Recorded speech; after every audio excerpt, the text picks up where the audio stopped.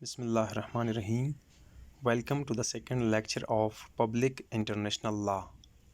आज के लेक्चर में हम इंटरनेशनल लॉ एज आ प्रॉपर लॉ डिस्कस करेंगे। तो सबसे पहले introduction. Jurists are divided into two groups. Some of them accept the legality of international law, while others do not accept international law as a law. International law से मुतालिक ज्यूरिस्ट्स जो हैं, क़ानूनदान जो हैं, वो दो ग्रोह में बटे हुए हैं। उनमें से बाज़ कायल हैं, कहते हैं कि इंटरनेशनल लॉ जो है ये बिल्कुल एक प्रॉपर लॉ है, ये एक प्रॉपर क़ानून है, इसकी लीगल हैसियत मौजूद है। जबकि दूसरा ग्रोह कहता है कि नहीं, इंटरनेशनल लॉ को हम बाकायदा तौर पर क़ानून नहीं कह सकते। उनके पास अपने अपने दावे के लिए कुछ न कुछ आर्गूमेंट्स मौजूद हैं। इंटरनेशनल लॉ को एज़ अ लॉ एक्सेप्ट करने के लिए जो दावे मौजूद हैं, जो दलाइल मौजूद हैं, उन्हें हम आज के लेक्चर में डिस्कस करेंगे, और इसके ख़िलाफ़ जो दलाइल मौजूद हैं उन्हें हम नेक्स्ट लेक्चर में डिस्कस करेंगे। मगर इससे पहले इंटरनेशनल लॉ की डिफिनीशन की तरफ बढ़ते हैं। International law is a body of rules which apply between sovereign states and such entities which have been granted international legal personality. International law उन क़वानीन का मजमूआ है जो कि सोवरियन स्टेट्स, अथॉरिटी रखने वाले स्टेट्स, उनके आपस की अफेयर्स में इस्तेमाल करते हैं, इस्तेमाल में लाते हैं, या वो बॉडीज़, वो एंटिटीज़, वो इंटरनेशनल तंजीमें जो कि बैनुल अक़वामी हैसियत की हामिल हैं, वो जिन क़वानीन की पसदारी करते हैं आपस की ताल्लुकात में, उन ताल्लुकात के मजमूए को, उन क़वानीन के मजमूए को इंटरनेशनल लॉ कहा जाता है।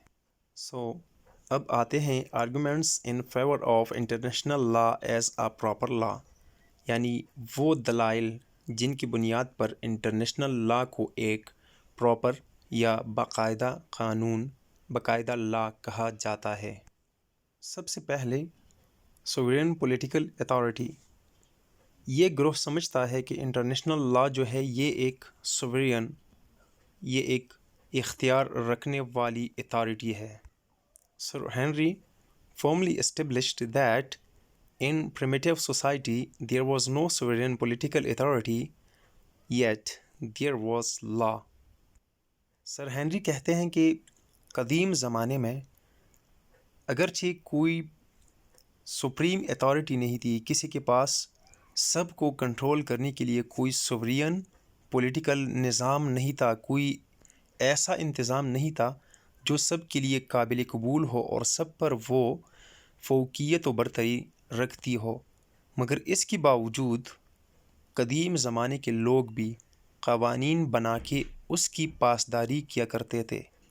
इसलिए हम कह सकते हैं कि अगरचे इंटरनेशनल लॉ के पीछे कोई सोवरियन पॉलिटिकल अथॉरिटी मौजूद है नहीं, लेकिन फिर भी चूँकि कानून मौजूद है और लोग इसका एहतराम करते हैं, सो हम कह सकते हैं कि इंटरनेशनल लॉ एक प्रॉपर लॉ है।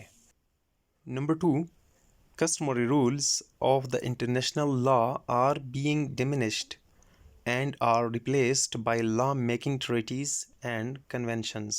इंटरनेशनल लॉ के रिवायती क़वानीन तकरीबन ख़त्म होते जा रहे हैं और उनकी जगह बाकायदा लॉ मेकिंग जो ट्रीटीज़ हैं, जो मुआहदे हैं और जो कन्वेंशंस हैं वो आ रहे हैं।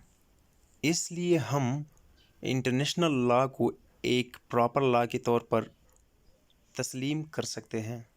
The laws made by conventions like Geneva and हर्गो are binding although they do not emanate from a sovereign political authority.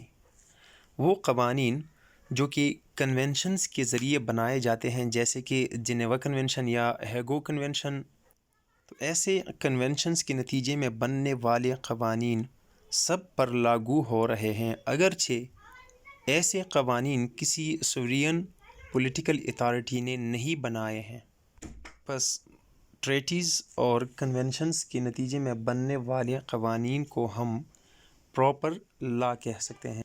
تیسرا پوائنٹ جس کی وجہ سے ہم انٹرنیشنل لا کو پراپر لا کہہ سکتے ہیں وہ ہے no reliance on oral arguments.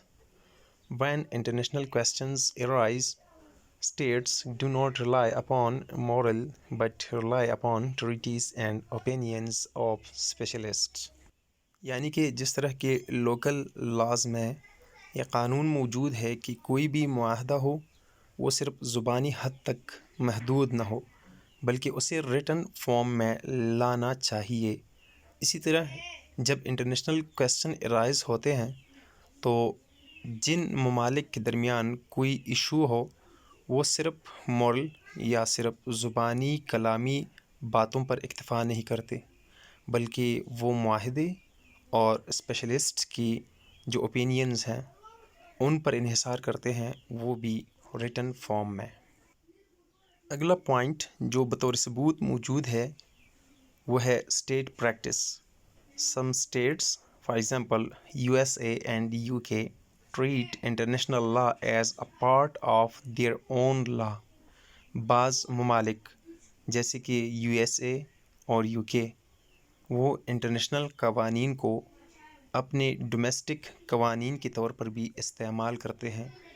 بس اس نقطے سے بھی ہم یہ نتیجہ اخذ کر سکتے ہیں کہ انٹرنیشنل لا ایک پراپر لا ہے۔ Next point in favour of international law as a proper law, that is settlement of international disputes۔ The International Court of Justice has to decide disputes submitted to it in accordance with the international law۔ یعنی بین الاقوامی سطح پر کوئی تنازع اگر کھڑا ہو جائے تو international court of justice جو ہے، اگر وہ تنازع انٹرنیشنل کورٹ آف جسٹس میں سبمٹ ہو جائے، وہاں پہ جمع کیا جائے، تو انٹرنیشنل کورٹ آف جسٹس پابند ہے کہ وہ انٹرنیشنل لا کے مطابق اس تنازع کا حل تلاش کر لے۔ یہ پوائنٹ بھی بطور دلیل پیش کیا جا سکتا ہے کہ انٹرنیشنل لا ایک پراپر لا ہے۔ Next point basis of UNO۔ The United Nations Organization is based on the legality of the international law۔ اقوام متحدہ کی بنیاد انٹرنیشنل لا کی لیگیلٹی کے اوپر رکھی گئی ہے۔ نیکسٹ پوائنٹ یہ ہے کہ international law is not affected by violation. اگر کوئی ملک، کوئی اسٹیٹ انٹرنیشنل قوانین کی پاسداری نہ کرے تو اس سے یہ مطلب اخذ نہیں کیا جا سکتا کہ انٹرنیشنل لا کوئی لا ہی نہیں ہے۔ Although international law is frequently violated, but it does not mean that it is not a law۔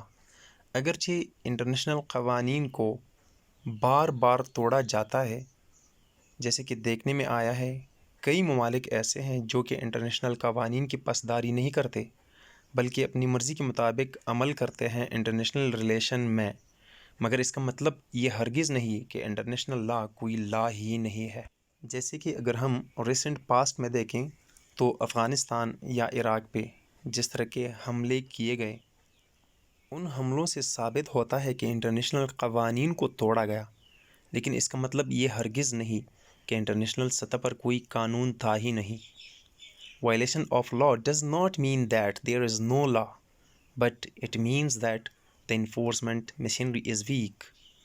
International law کی وائلیشن، اس کی مخالفت، اس کا مطلب یہ ہرگز نہیں کہ کوئی قانون ہی موجود نہیں، بلکہ اس کا مطلب صرف اور صرف یہ ہے کہ انٹرنیشنل لا کو انفورس کرنے والی جو مشینری ہے، جو طاقت ہے، وہ کمزور ہے۔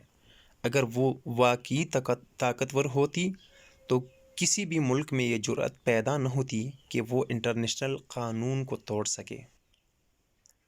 To sum up, we can say that international law, no doubt, has much weakness, but is also furnished with bright features۔ International law is necessary for the peace and security of the world۔ The scope of international law has widened۔ امید ہے آپ کو یہ video پسند آ گئی ہوگی، تو please channels کو سبسکرائب کیجیے، ویڈیو لائک کیجیے، شیئر کیجیے۔ اپنا خیال رکھیے گا۔ اللہ حافظ۔